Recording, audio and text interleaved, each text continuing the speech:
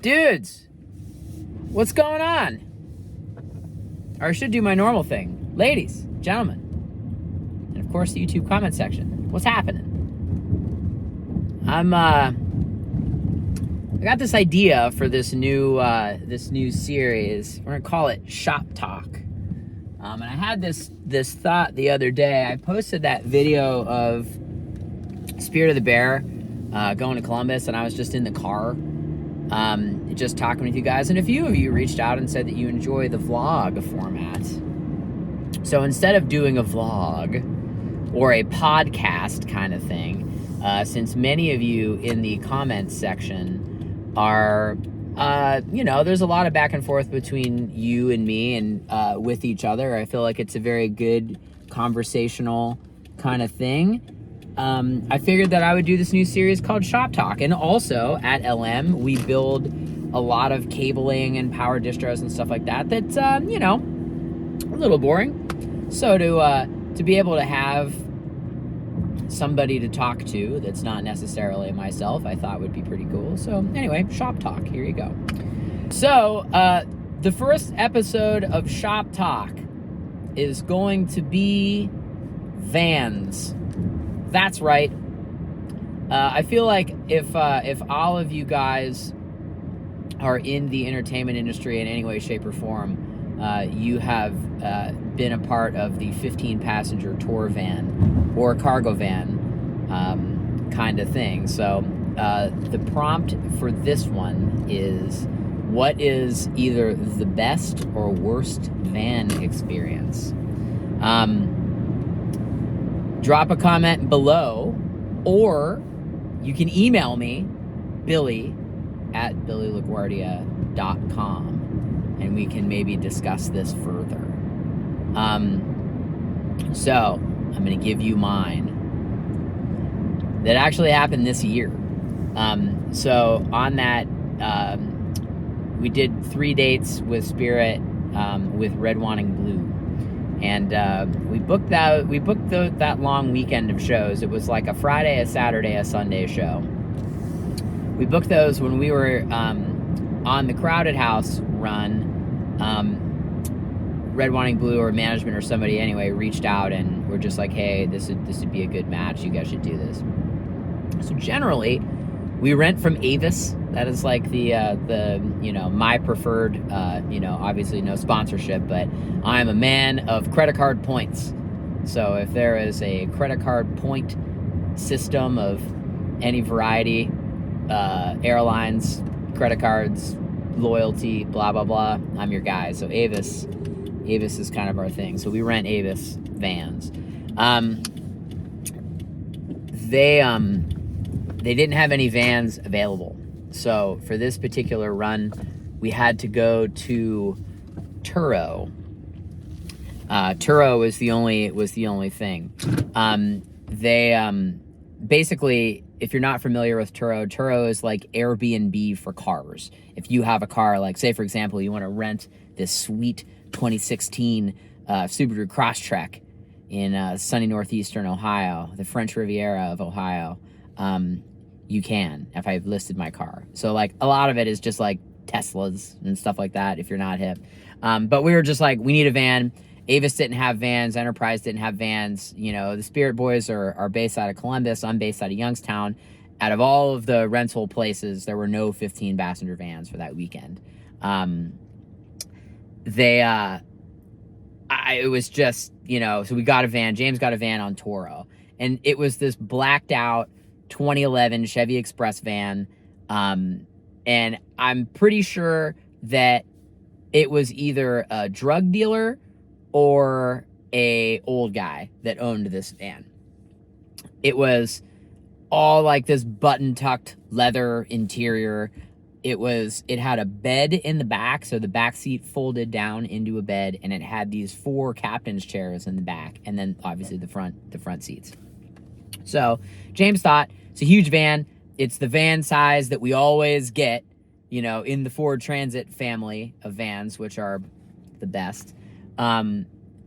So this should be good. So Dan and I, the keyboard player, were driving down from Youngstown. And we were about an hour and a half into the trip. This was probably like 10:30 in the morning on the Friday morning. We were playing at the House of Blues in Cleveland on that Friday night. Our sound check was like at 6 o'clock. And James called us and he's like, hey, I got the van. The back seat doesn't come out. You know, and it's like, oh man, I didn't even think about that. Of course, it folds down into a bed. It's bolted into the floor. It's got a wiring harness. It's all this kind of stuff.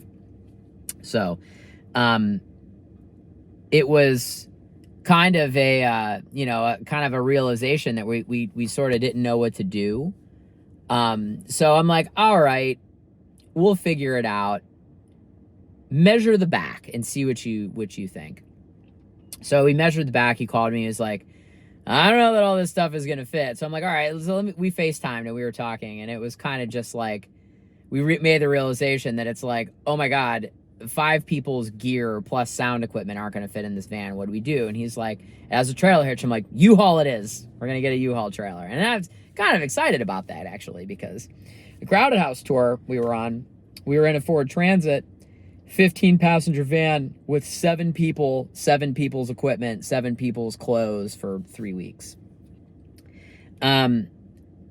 Needless to say, we were very excited about the possibility of being able to spread out in this van. So, I told him, like, you got to call U-Haul right now. It's got to be day of. Not throwing shade on U-Haul, but I do rent a U-Haul van pretty much every weekend in the city. And to say, I don't necessarily want to call it a crap show, but it's U-Haul's a little rough sometimes. You just got to go in there with some time. So I think we got whatever the trailer was that wasn't the tandem axle one. It was the below one. So Dan and I roll into Columbus. We look at this van in the parking lot of James's studio, and I'm like, oh my God. Let's just say the van looked very cool in pictures. It was good from far, far from good. We got there, and I'm like, all right, it's got a trailer hitch. It has the circular wiring harness. And it was just kind of like, man, I remember looking at that thing. James and I went to U-Haul together, and I was like, man, if this wiring harness works, it's going to be amazing. So we roll into U-Haul. We go through the line. We got to buy a lock. We didn't have a lock. It was all this kind of thing. We bought all this stuff, and he's like, all right, go in the back. We'll get it hooked up. Got it hooked up, and he's like, oh man, it's the circle connector. The U-Haul is the blade. It's like the 4 things. We get it hooked up. They have an adapter. It's not a big deal. And he's like, all right, you got left turn signal and left brake. Ooh, hang on. I just got a text that my food is ready. Stand by. We'll continue this conversation. Okay, so where were we? Oh yeah, trailer. We got left brake and left turn signal. All right.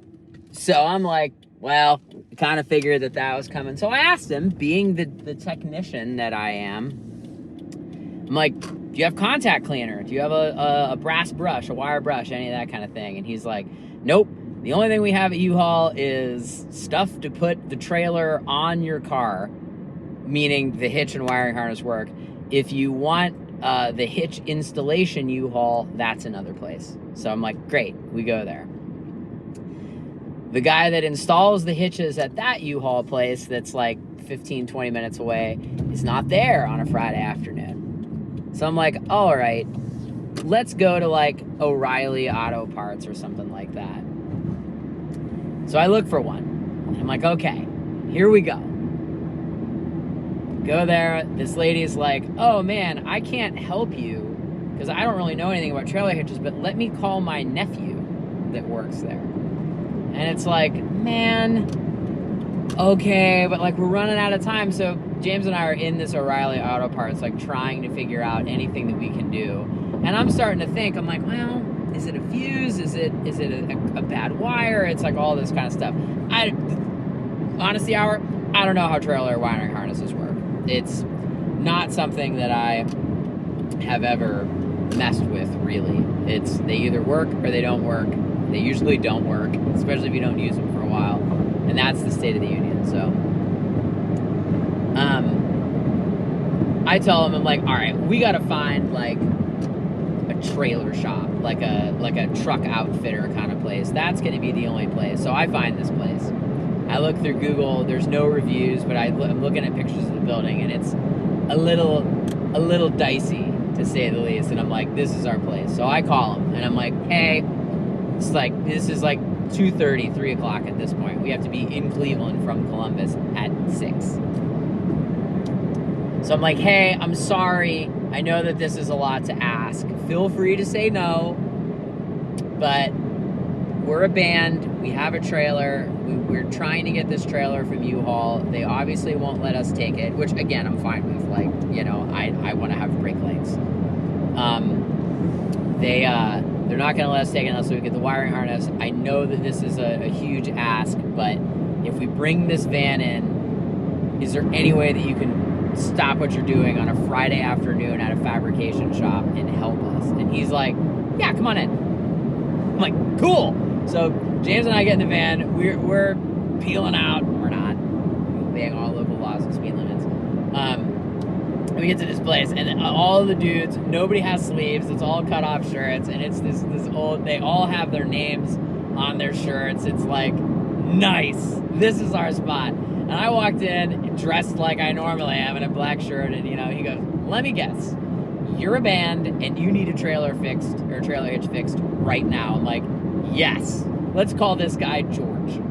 Like, George, you're saving my life, man. Thank you so much. So he's like, all right, back it in the shop. We get in there, and James and I, it is like 1,000,000 degrees in the middle of July with the sun beating on us, and there are like 5 people swarming on our van trying to fix the wiring harness. They got the fuse box apart. They've got all of the panels and stuff. There's like an electrical relay thing in the very back. They have this whole van apart in like 2 seconds. Mind you, this is not our van. This is a Turo van. So it's like,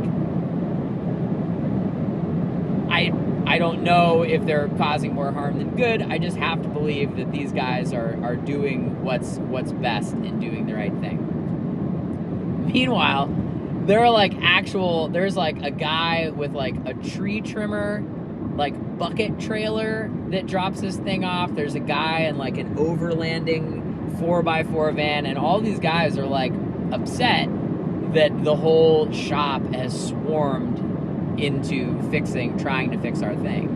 Which, a friend of mine said this, and I will second it. You might not make a lot of money playing in a band. You might not make a lot of money being in production. But that being said, you see America in a way that the average person can never, and also never be able to pay for. Like, you going into a club and sleeping on people's floors that night, or meeting random people and they're like, hey, do you have a place to stay, or can I cook you dinner, or something like that. You will never experience America any other way other than playing in a band. You could be a nobody band staying in a hotel in the middle of nowhere and strike up a conversation with the front desk and the whole staff. People just treat you different. They just do. And that was a perfect example of that. And so finally, we kind of got to the threshold. James and I were looking at each other like, well, if these guys don't have this figured out in like 20 minutes, we gotta go. We gotta go up with plan B. So 20 minutes come, so I tell them, like, guys, I had to break the news. I'm like, guys, I am so sorry. I absolutely 1,000% appreciate what you guys have been doing, and I can't even begin to repay you. Let me know how much I owe you guys, but we gotta go. And it, like, even telling you this story kills me because those guys are working so hard. And they're like, well, we got to charge you. I'm like, that's totally fine. That's totally fine. We will give you whatever you want. So we figured, in my mind, I'm like, all right. I'm going to grab an Uber, go back to the studio, rally the troops, because Dan and Nate were at the studio. Keyboard player and the bass player, and I'm like, I'm gonna rally the troops. I'm gonna get all my car unloaded. I'm gonna get everything ready to go. You pay, get everything taken care of. I'll have everything ready to go. You peel in, we'll figure something out. So, in typical, I showed up, and about approximately 18 seconds after I showed up, James showed up. So the Uber was wasted cash on my part. I'm just panicking. Life skills, don't panic.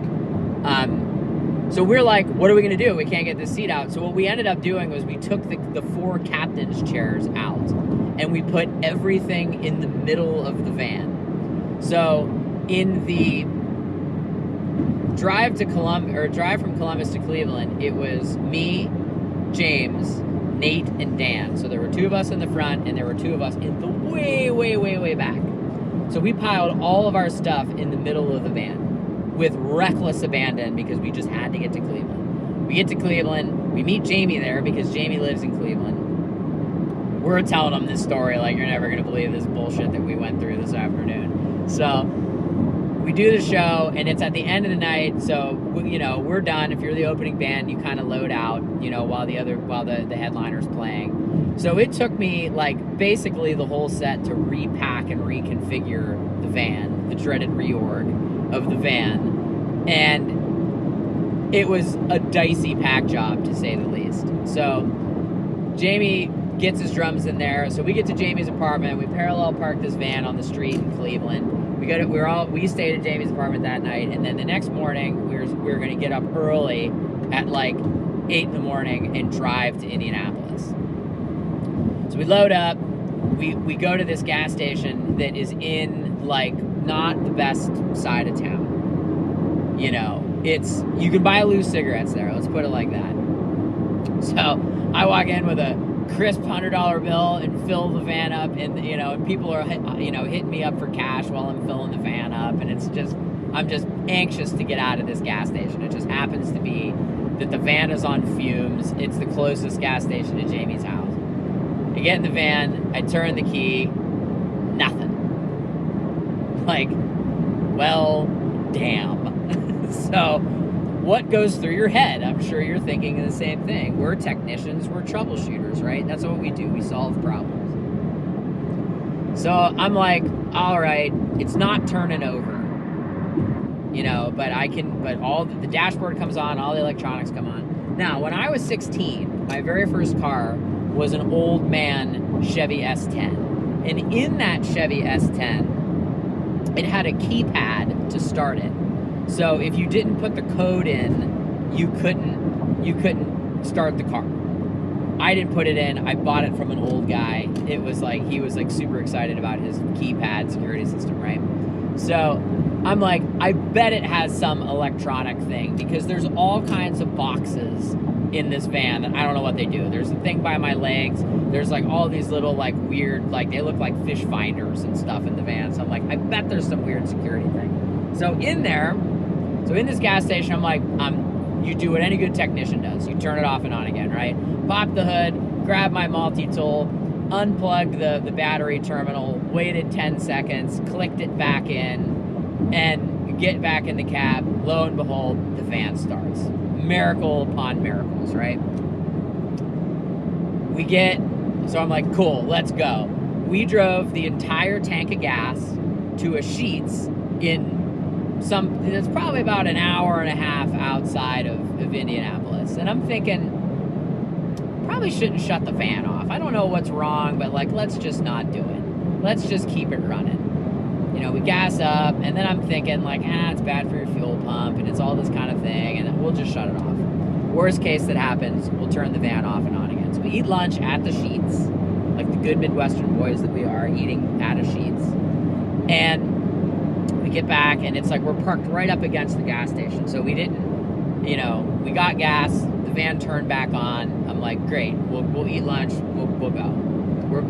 To not block the pump, I'm up at the gas station. We get there, and we load in, turn the key, nothing. All right, let me go ahead and do the battery thing again. Doesn't work. I do it like 3 more times. Like, okay, turn the key. I put my ear up to the gas tank to see if the fuel pump's running. The fuel pump's running. I'm like, what the hell is happening? So, coming from the gas station that morning that was in not the best side of town, getting hustled while I was pumping gas, no joke, like 2 or 3 times from different people hustling me for money. Being a New Yorker for many years, I was just, and being stressed out about the possibility of us not making it to the gig, I was a little gruff. So So there was a guy that came up to me as I was like trying to keep my cool. Everybody was in the van. It was just me out there like scratching my head like, what the hell is wrong with this thing? Who can I call? What's going on? So this guy comes up to me and goes, hey man, you got a hammer? And I'm like, what? No man, I don't have a hammer. Like I gave it, just like that. And he goes, oh, well, it's probably your starter. I watched you for a minute, and if it's not starting, if you just tap your starter, give it a couple of taps, the van will probably start. And my mood went from being annoyed, thinking that this guy was like hustling me, to being like, oh my God, this guy saved my life. And I like had this overwhelming guilt that I still have to this day, that I'm like, I can't believe that I was like short with this guy. I was thinking he was like asking me for a tool or something like that. Like, come on, man, I don't have a hammer. I'm trying to deal with my own crap. You think I'm gonna give you something? And I'm like, oh my God, man, thank you so much. I really appreciate that. He goes, yeah, no worries. Give it a couple of taps. It'll start. I'm like, thank you, thank you. So I grab my multi-tool.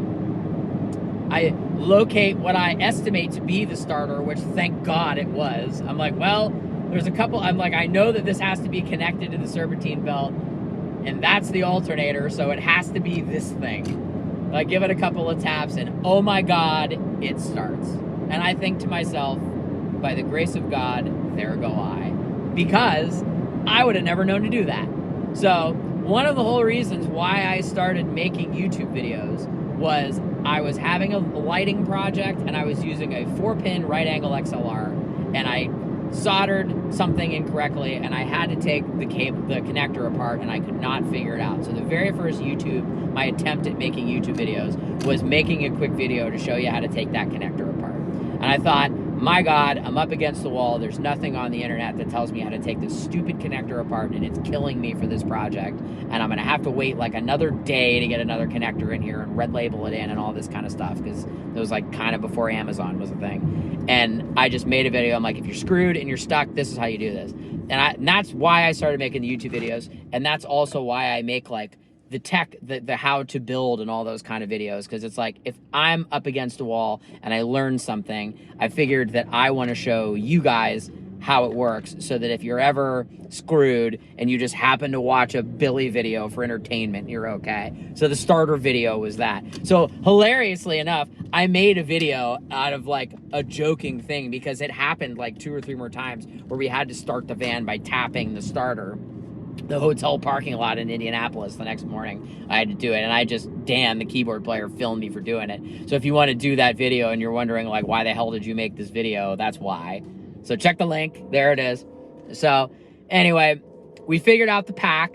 By the time we were done with Indianapolis, we got the pack done. We did Chicago, the van started for the rest of the tour, and we were very happy to get back. And the icing on the cake was, as soon as we got back to the studio, after this crazy weekend of loading the van from the side, which was less than convenient, because we had nothing supporting the gear in the back, and it was leaned up against literally the TV and the van on the front, and there was nothing on the side. So I drove very gently. That was the gentlest I've ever driven. We got back to the studio, and the skies opened up and it poured down rain. So that was my best van story. We were very excited to give the Turo van back, and that's it. So I have to imagine that somebody out there has a story like that.